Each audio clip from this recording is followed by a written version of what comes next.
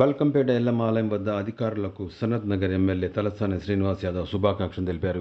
కళ్యాణానికి వచ్చిన భక్తులకు అన్ని సౌకర్యాలు కల్పించామని, అయితే గతం కంటే ఏడాది భక్తుల సంఖ్య బాగా తగ్గిందని తలసాని అన్నారు.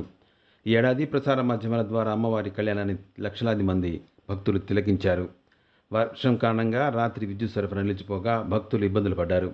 అమ్మవారి కళ్యాణ మహోత్సవాలు విజయవంతం అవడంపై తలసాని శ్రీనివాస్ యాదవ్ అన్ని శాఖల అధికారులు, ప్రింట్, ఎలక్ట్రానిక్ మీడియాకు కృతజ్ఞతలు తెలిపారు.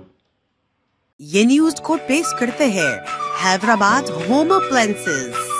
కళ్యాణం చాలా గ్రాండ్గా అంగరంగ వైభవంగా జరిగింది. నేను అధికారులకు అందరికీ మనస్ఫూర్తిగా అభినందనలు తెలియజేస్తా ఉన్నాను. ఇక్కడ చైర్మన్ గారికి, ఈఓ గారికి, ఎండోన్మెంట్ అధికారులకు, పోలీస్ డిపార్ట్మెంట్ అధికారులకు, ఆర్ఎండ్బి, GHMC, water works, RTC, electricity, రెండోది ఇక్కడ వాలంటీర్స్, ప్రతి ఒక్కరికి అభినందనలు తెలియజేస్తూ రెండు ప్రధానమైనటువంటి రాత్రి 12 గంటల కరెంటు పోయింది ఇక్కడ. బట్ అర్ధగంట వరకు భక్తులు ఇబ్బంది పడ్డారు. ఎలక్ట్రిసిటీ డిపార్ట్మెంట్ కానీ, రెండోది ఇక్కడ మందేర జనరేటర్స్ ఉన్నాయి. వార్ ఫుటింగ్ మీద ఇమ్మీడియట్గా రెక్టిఫై చేసే వాళ్ళు కొంత ఇబ్బంది జరిగింది. చాలా కంప్లైంట్స్ కూడా ఉన్నాయి. అది జరగకూడదు.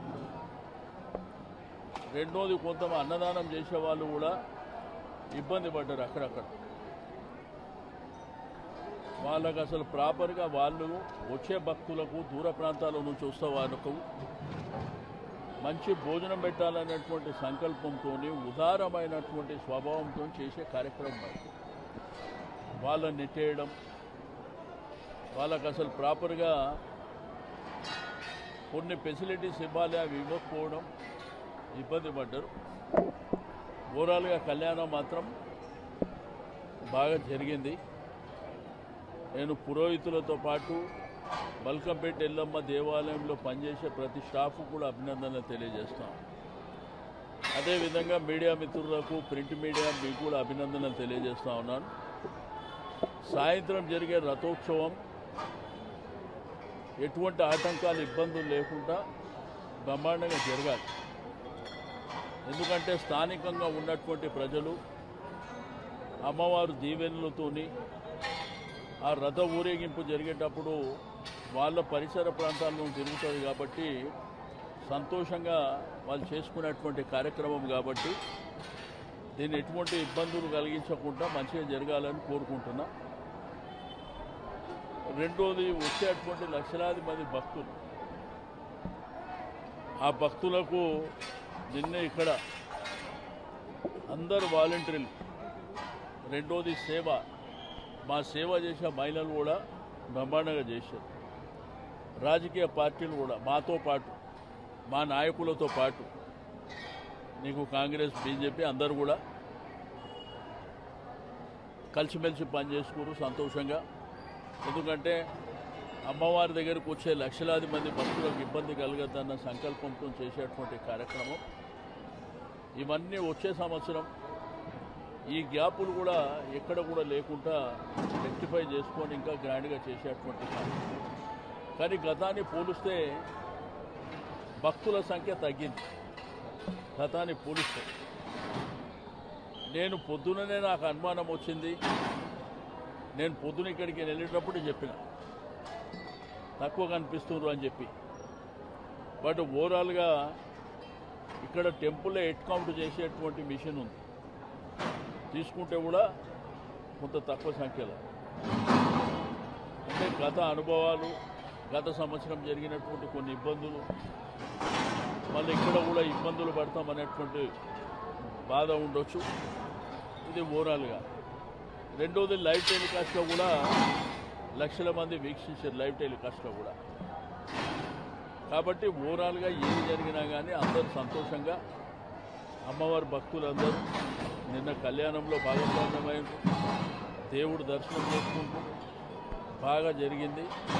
అందరు అధికారుల కోఆపరేషన్, ఈవెన్ ఫ్రీ హెల్త్ క్యాంపులు కూడా బాగా ఉపయోగపడ్డాయి.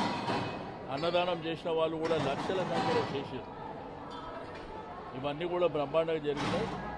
ఈరోజు కూడా అమ్మవారిని దర్శించుకోవడానికి వేలాది మంది పొద్దుటి నుంచే క్యూ లైన్లలో ఉన్నారు, దర్శనం చేసుకుంటున్నారు. ఇప్పుడు ఓల్డ్ సిటీ ఉమ్మడి దేవాలయాల ఆధ్వర్యంలో ఇప్పుడు బంగారు బోనం తీసుకొస్తున్నారు వాళ్ళు.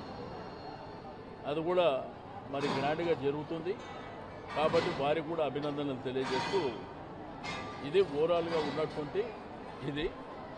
బట్ ఒక్క ఎలక్ట్రిసిటీ డిపార్ట్మెంట్ ఆ రాత్రి కరెంట్ అంటే ఆ టైంలో వర్షం రావడం, బట్ వర్షం వచ్చినా తీసుకునే జాగ్రత్తలు, ఎందుకంటే వేల సంఖ్యలో పబ్లిక్ ఉంటారు కదా, రకరకాల ఇబ్బందులు ఉంటాయి. అది ఆ లింక్ ఎక్కడనో కొంత గ్యాప్ ఉంది, అది జరగకూడదు. ఎందుకంటే నాకు అంత సంతోషం ఏంటంటే నేను వేసిన బునాది ఇదంతా, అది యథావిధిగా కొనసాగాలని కోరుకున్న వ్యక్తి. ఎప్పుడు కూడా ఒక మార్గం అనేది, ఒక దారి అనేది ఏదో ఒక రూపంలో చేయబడుతుంది, దాన్ని కంటిన్యూషన్ చేయవలసినటువంటి అవసరం ఉంటుంది. రెండోది పాసుల విషయంలో కానీ కళ్యాణం టికెట్ల విషయంలో కానీ కొంత కమ్యూనికేషన్ గ్యాప్ ఉన్నది. ఓవరాల్గా అది కూడా సెట్ అయింది. కొంత డిలే అయినప్పటికీ ఓవరాల్గా సెట్ అయింది. వచ్చే సంవత్సరం మాత్రం ఒక 4 రోజుల ముందే ఇవన్నీ ఇబ్బందులు లేకుండా ఏర్పాట్లు చేసుకోవడం జరుగుతుంది.